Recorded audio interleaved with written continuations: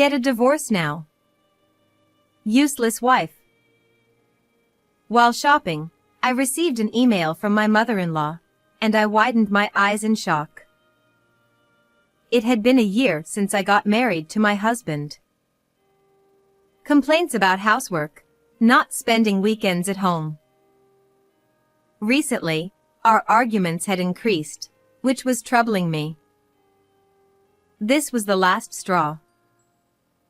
However, I wasn't surprised by the insults in the message.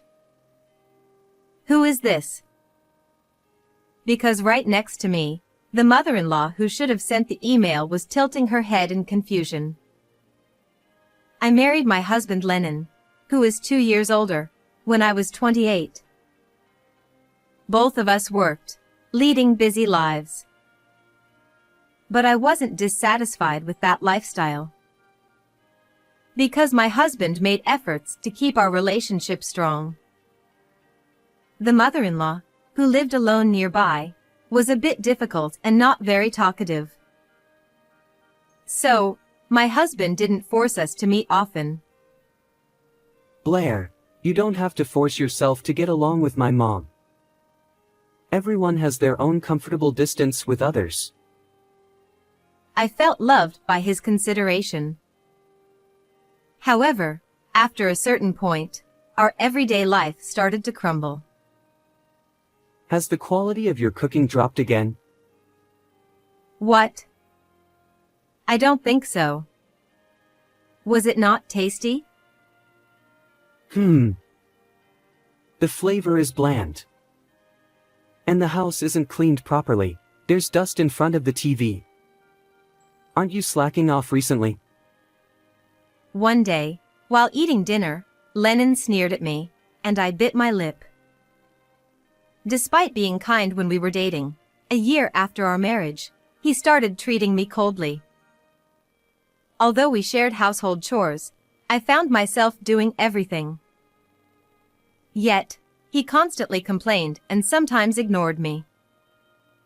At first, I thought he was just in a bad mood, but as the days went by, I began to worry.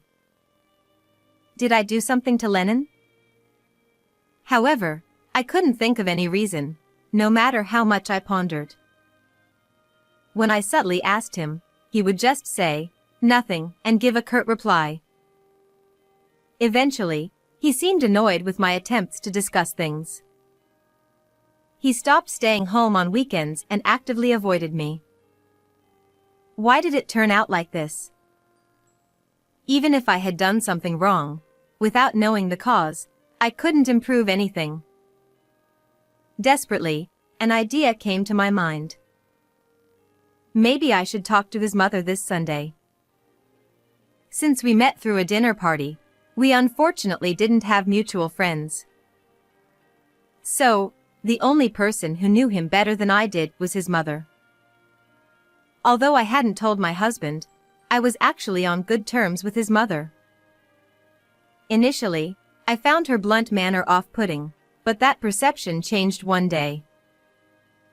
About 6 months after our marriage, she visited our house for some reason and forgot her handkerchief. When I brought it to her, she noticed the keychain on my phone and widened her eyes slightly. Oh. That. Do you know this group? When I asked in surprise, she blushed and nodded shyly.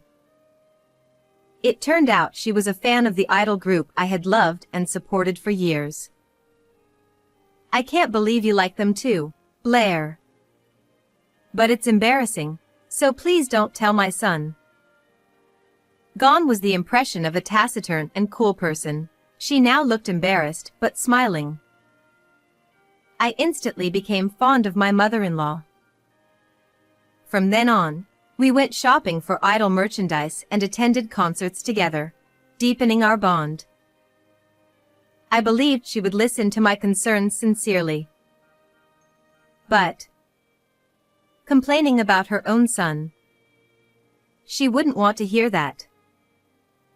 Worried about being rude, I hesitated to consult her about my husband. But as I struggled alone, things escalated. One evening at dinner, he glanced at the meal I made and said, Sigh. Another lazy meal. Ha. "If you don't like it, don't eat. I'm trying my best to cook while working." His constant sarcasm without knowing why made me start to snap back at him. But that only seemed to irritate him more. What?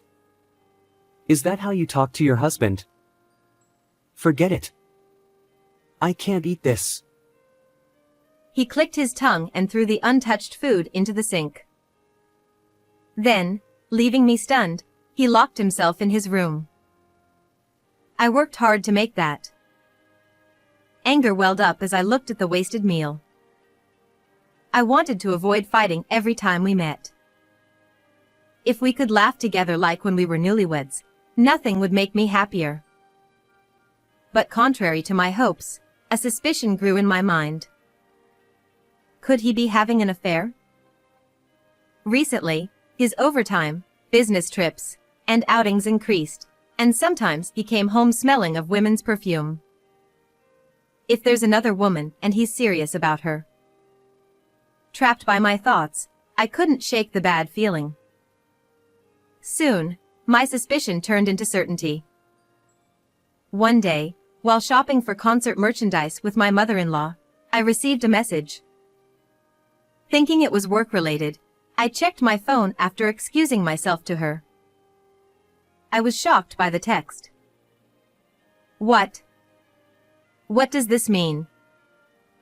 Seeing my reaction, my mother-in-law peered at my screen in confusion. Then she exclaimed upon seeing the sender. From me. The sender was her, with harsh words like "Get a divorce now. Useless wife." We looked at each other in confusion. The sender was listed as my mother-in-law, but she was standing next to me, so it was obviously someone else. And it turned out, she had lost her phone a few days ago.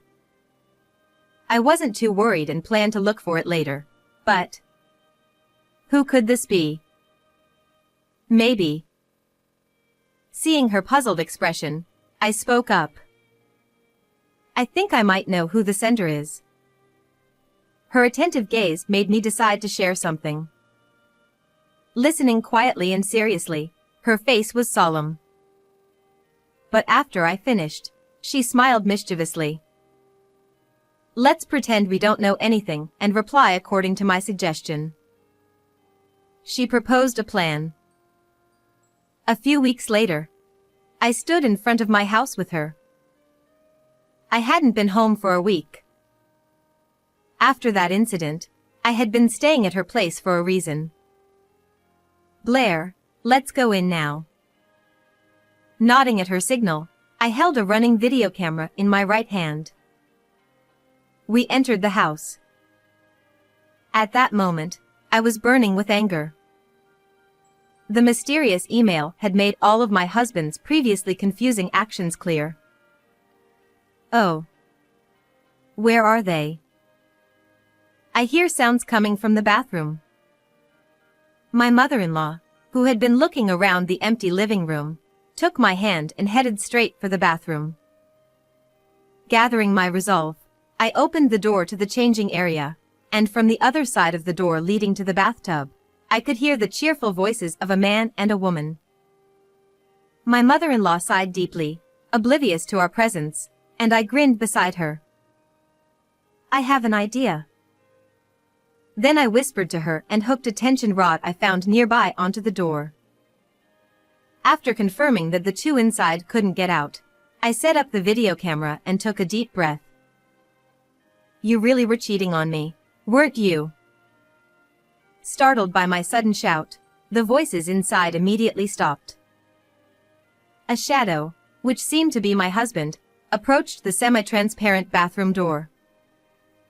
Wah. What? That voice is... Blair? What the hell is this? The door won't open. Don't bother trying to escape. I won't let you out until I'm satisfied. What are you talking about? That's my line. You seem to be having a lot of fun. Who's in there with you? From the other side of the door, I could hear my husband's sharp intake of breath. When I received that mysterious email, my mother-in-law had mentioned she lost her phone. Even if it was stolen, why would the thief send me an email advising me to get a divorce? Normally, they'd try to extort money. The only person who could steal my mother-in-law's phone and impersonate her to send such an email was my husband. Once I figured it out, I explained everything to my mother-in-law.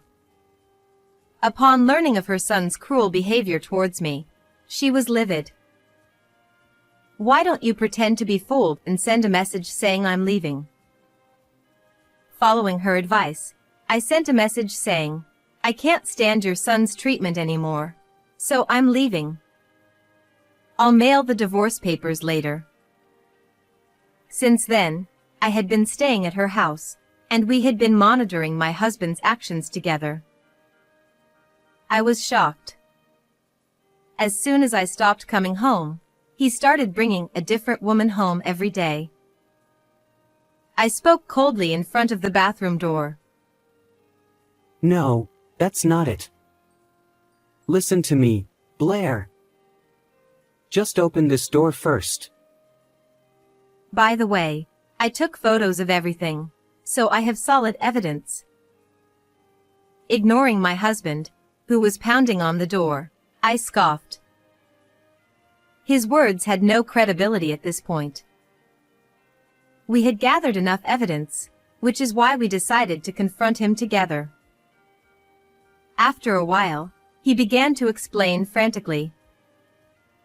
Blair, it's not what it looks like. This isn't cheating. She's someone from work. Really? You take baths with your colleagues? No. I heard from my mom that you were going to divorce me. You left home, so I ended up in this situation. So, it's your fault for leaving first. My husband, now trying to blame me for everything, left my mother-in-law and me exchanging exasperated looks. He probably had no idea she was there. Then, it happened. Why on earth would I send such an email? Suddenly, my mother-in-law flung the bathroom door open and stood imposingly in front of them. My husband and the woman he was with, both stark naked, looked shocked. What? Mom? Why are you here? And the camera? Don't look. Don't film us. They tried to hide, glancing nervously between my furious mother-in-law and my video camera. Naturally, we blocked their escape, causing them to stumble into the bathtub and fall in a ridiculous heap on the floor. Huh. It would have been better if you'd left the door closed. Laughing hysterically, my mother-in-law and I watched as they sat down on the bathroom floor, resigned. What the hell? I thought you two didn't get along. The reason he thought he could trick me with a fake email from my mother-in-law was because he assumed I hated her. After we finished laughing, she looked down at them sternly. You didn't know, but Blair and I are on good terms. Now, unless you tell us everything about your relationship, you two are staying put. The two, naked and clearly scared by her intimidation, started to explain. I was cheating. She's someone who transferred to our company. As I suspected, he fell for this woman and wanted to marry her after divorcing me. But not wanting to pay alimony, he tried to make me initiate the divorce by treating me coldly. When I didn't ask for a divorce quickly enough, he changed tactics, trying to drive a wedge between me and my mother-in-law. I stole the phone when we visited home. Then I sent you that email, Blair. Looking back and forth between my husband, who hung his head, and the woman, who looked equally uneasy, I sighed deeply. I had tried to repair our marriage despite his behavior, but seeing him like this, my affection was completely extinguished. I'll give you the divorce you want, but be ready for alimony. My husband and the woman turned pale at my words, not comprehending the situation. What? No way. I'll apologize, so please spare me the alimony. I beg you. Desperate to save his own skin, he knelt on the floor. The woman also pleaded with a pale face. I'm sorry. However, their shallow apologies only fueled my anger. Oh. Seems like you haven't learned your lesson yet. Then stay there a bit longer. With that, I locked them in the bathroom again. My mother-in-law and I left them crying and screaming as we moved to the spacious living room to discuss the divorce. Eventually, I divorced my husband. With the solid evidence we had, I was able to claim $20,000 each from my husband and his affair partner. Their misfortune didn't end there. Rumors of our divorce spread through their company, and their affair became widely known. Unable to endure the judgmental stares, they both resigned. Losing their jobs caused financial instability, leading to frequent fights and eventually their breakup. Meanwhile, I continue to maintain a close relationship with my mother-in-law, who severed ties with her son. We even have plans to attend an idol group concert together this weekend. As hobby buddies, I look forward to a fun-filled life with her. How did you like this story? Please subscribe to my channel. See you in the next video.